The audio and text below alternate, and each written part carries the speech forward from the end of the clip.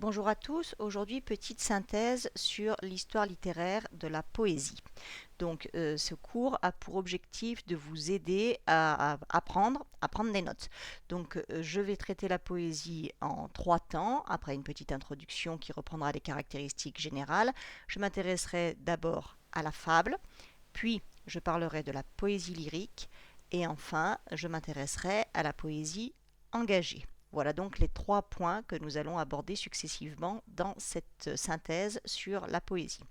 Alors, en grec, le mot poésie vient du mot poién, et poién, P-O-I-E-N, en grec, ça veut dire faire, fabriquer. La poésie est quelque chose que l'on construit, que l'on fabrique. Et contrairement à ce qu'on pense aujourd'hui, la poésie est d'abord une activité orale. La poésie se fait par oral parce que les rythmes, les sonorités, la musicalité sont là pour favoriser la mémorisation. C'est un outil de culture populaire. Ce sont les prêtres, les hommes charismatiques qui font de la poésie, qui mémorisent des formules toutes faites pour pouvoir diffuser une culture certaine. C'est ce qu'on retrouve encore au Moyen Âge avec les chansons de geste, les épopées, qui sont des textes poétiques qui ont un certain rythme, et cette poétique permet de mémoriser plus facilement. C'est pour ça aussi qu'on fait apprendre des poésies aux enfants à l'école primaire, puisque le rythme, les rimes, etc.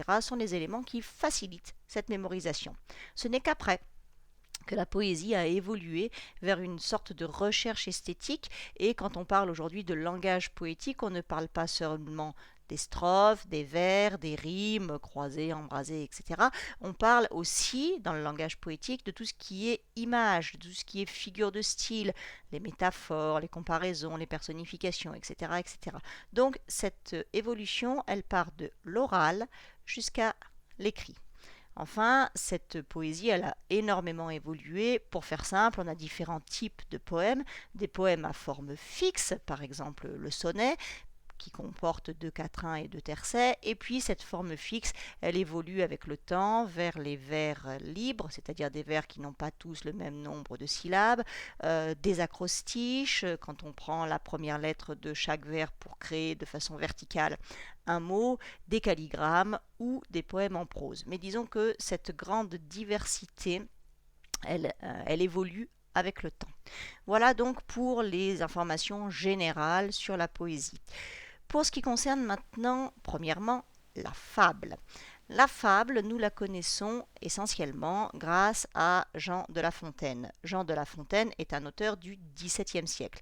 Mais les fables qu'il écrit sont des fables qui, pour la plupart, sont inspirées de textes qui datent de l'Antiquité.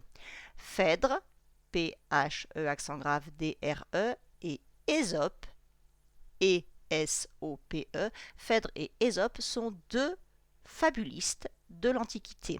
Et par exemple, la fable de La Fontaine, Le loup et l'agneau, est une réécriture de la fable de Phèdre, Lupus et Annius. La Fontaine réécrit les fables de l'Antiquité. Dans ces textes, le narrateur est la plupart du temps un narrateur omniscient, c'est-à-dire que le narrateur connaît absolument tout. C'est ce qui lui permet de raconter l'histoire et d'en tirer une leçon de morale. Les thèmes principaux des fables sont en général les défauts des hommes, par exemple le défaut de celui qui veut avoir trop de pouvoir, le défaut de celui qui commet des injustices, par exemple la vanité chez le corbeau et le renard. Le corbeau est tellement vaniteux, a tellement envie de montrer sa belle voix qu'il laisse tomber son fromage, d'accord? Ça, ce sont les thèmes de la fable. Cette fable, au XVIIe siècle, elle se caractérise comme étant l'agencement d'un récit et d'une morale. La morale est soit au début de la fable, soit à la fin, mais en général, il y a toujours une morale dans les fables. Dans les textes de La Fontaine, les animaux sont personnifiés. C'est ce qu'on appelle l'anthropomorphisme. Anthropo, l'homme, morphisme, la forme. Les animaux ont des formes humaines. Ils parlent, ils vivent en société et ils agissent exactement comme les hommes. C'est une écriture en vers et la morale est explicite. Elle utilise très souvent le présent de vérité générale. Rien ne sert de courir, il faut partir à point, etc. Quels sont les objectifs? Eh bien, dans la fable, exactement comme dans la comédie, qui date elle aussi du XVIIe siècle, dans la fable comme dans la comédie, on essaye de faire rire et d'instruire en même temps. On critique les mœurs, on critique l'orgueil, on critique la vanité, vanité de la grenouille aussi également, de la grenouille qui veut se faire aussi grosse que le bœuf, on critique les différents défauts des hommes, mais on le fait de façon plaisante. La fable et la comédie, de Molière par exemple, ont à peu près les mêmes objectifs, mais ils ne s'expriment pas de la même façon. Deuxièmement, pour ce qui concerne la poésie lyrique, lyrique L-Y-R-I-Q-U-E.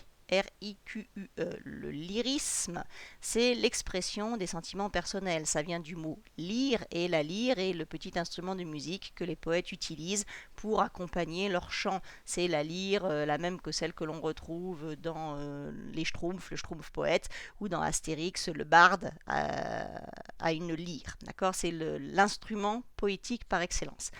La poésie lyrique, elle est essentiellement représentée au XIXe siècle, avec des auteurs comme Lamartine, qui écrit Le Lac, Un soir, t'en souviens-t-il, nous voguions en silence, ou bien Rimbaud, qui écrit Ma Bohème, par exemple. Ce ne sont pas les seuls, mais ce sont des exemples canoniques. Dans ces textes-là, dans la poésie lyrique, le narrateur est un narrateur interne.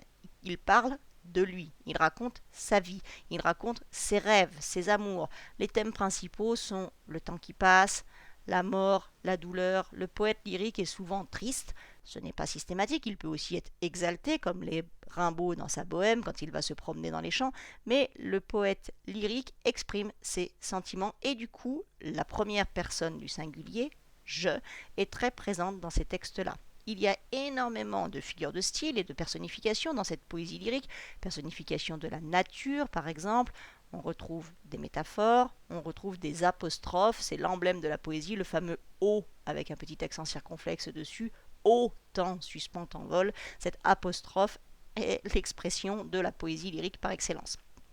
L'objectif de cette poésie, on l'a dit, c'est d'exprimer des sentiments personnels et on le fait parce que ces sentiments personnels ont une valeur, une dimension universelle.